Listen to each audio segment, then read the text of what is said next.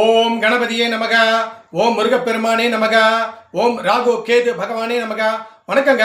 நான் சென்னை சேத்துப்பட்டிலேருந்து ஸ்ரீ அகோரி நாமசெல்வம் பாபா குருஜி சாமியார் பேசுகிறேங்க. இங்கே பாருங்க, கையில் வந்து பச்சை வாழைப்பழம் வச்சுருக்கேன், கையில் சர்பம் வச்சுருக்கேன். ஒவ்வொரு வீடியோவில் ஒரு பொருள் வச்சுருப்போம். என்ன ஒவ்வொரு வீடியோவில் ஒரு வாழைப்பழம் வளையல் எல்லாம் வச்சுருக்கான்னு நினைக்காதீங்க. எனக்கு எது பிடிச்சிக்குதோ அதை நான் செய்கிறேன். நீங்கள் மக்கள் என்னை திட்டு தந்தா திட்டுங்க, என்னை வாத்து தந்தா வாத்துங்க, அதை நான் ஏற்றுக்கிறேங்க. சரிங்க. இப்போ ரொம்ப முக்கியமான தகவல் சொல்கிறோம். இப்போ வந்து நம்ம வீட்டில் வந்து தியானம் இருக்கிறனால தியானங்களுக்கு இருக்கிறோம். அதே போல் வீட்டில் வந்து மூச்சு பயிற்சி செய்கிறோம். அதே போல் வந்து மந்திரங்களாக சொல்கிறோம் இல்லைங்க. இப்போ வந்து நம்ம வெறும் தரில் உட்காந்து சொல்லக்கூடாது.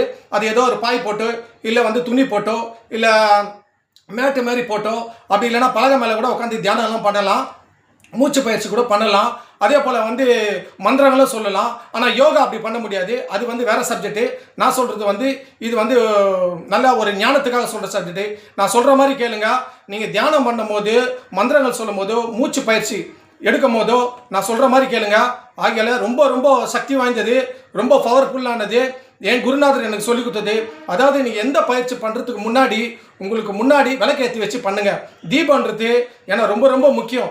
தீபத்தை வந்து நீங்கள் 3 முறை தொட்டு கும்பிட்டு, எத்தனை முறை வேணாலும் தீபத்தை தொட்டு கும்பிட்டு நீங்கள் வந்து தியானம் பண்ணாலோ, இல்லை வந்து நீங்கள் மூச்சு பயிற்சி பண்ணாலோ, இல்லை வந்து மந்திரங்கள் சொன்னாலோ ரொம்ப ரொம்ப பவராக இருக்குங்க. ஏன்னா வள்ளலாரே சொல்லியிருக்காரு. வள்ளலார் என்னத்துமா சொல்லியிருக்காரு?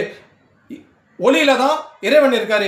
அவர் அந்த ஒளியில தான் இறைவனை கண்டார். புரியுதுங்களா? ரொம்ப அழகா சொல்லிட்டு போயிருக்காரு, அற்புதமா சொல்லிட்டு போயிருக்காரு. பாருங்க, இறைவன் ஒளியில தான் இருக்காரு, ஒளியில தான் இறைவன் காட்சி கொடுப்பாரு, தீபத்துல தான் இறைவன் இருக்காருன்னு வள்ளலாரே சொல்லிட்டு போயிருக்காரு. பெரிய மகான் சித்தர் வள்ளலார். இன்னைக்கு வள்ளலாரை எல்லாருமே போட்டுறாங்க, எல்லாரும் வணங்குறாங்க. அப்படியேப்பட்ட வள்ளலாரே நம்ம சித்தரை வந்து நம்மளுக்கு ஒரு நல்ல வழியை சொல்லிட்டு போயிருக்காருன்னா, அப்போ நம்ம அந்த தியானம் பண்ணும் போதோ, இந்த மந்திரங்கள் பண்ணும் போதோ, இந்த மூச்சு பயிற்சிலாம் செய்யும் போது, உட்காந்து பண்ணும் போது எதிரில் வந்து விளக்கு போடுங்க.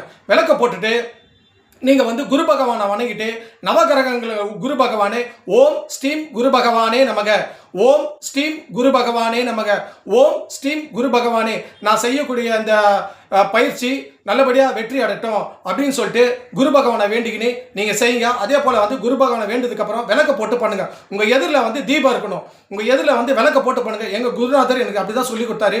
நீ எந்த இடத்துல வீட்டில் தியானம் பண்ணாலும் நீ வந்து விளக்க போட்டு தியானம் பண்ணு, விளக்கு போட்டு மந்திரம் சொல்லு, விளக்கு போட்டு எந்த பயிற்சியை தான் பண்ணு அப்படின்னு சொல்லி. அதை வீட்டில் தான் பண்ண முடியும். வெளியில் நீங்கள் கோயிலெல்லாம் போனீங்கன்னா, மற்ற இடத்துல நீங்கள் போனீங்கன்னா விளக்கு யாரும் எடுத்துகிட்டு போக முடியாது. நீங்கள் அந்த இடத்துல நீங்கள் சாதாரணமாக பண்ணலாம். நீங்கள் வீட்டில் பண்ணும் போது உங்கள் எதிரில் பக்கத்தில் வந்து ஒரு தீபத்தை போட்டு நீங்கள் பண்ணீங்கன்னா, ஒளியை போட்டு பண்ணீங்கன்னா ரொம்ப ரொம்ப பவரானதுங்க, ரொம்ப முக்கியமானது. புரியுதுங்களா? நம்ம குரு பகவானே அந்த ஒளியில தான் இருக்காரு, தெய்வங்களே ஒளியில தான் இருக்காங்க. ஆகையால நான் சொல்கிற காரியத்தை செய்யுங்க. அடுத்த வீடியோ சந்திக்கலாங்க. வணக்கங்க.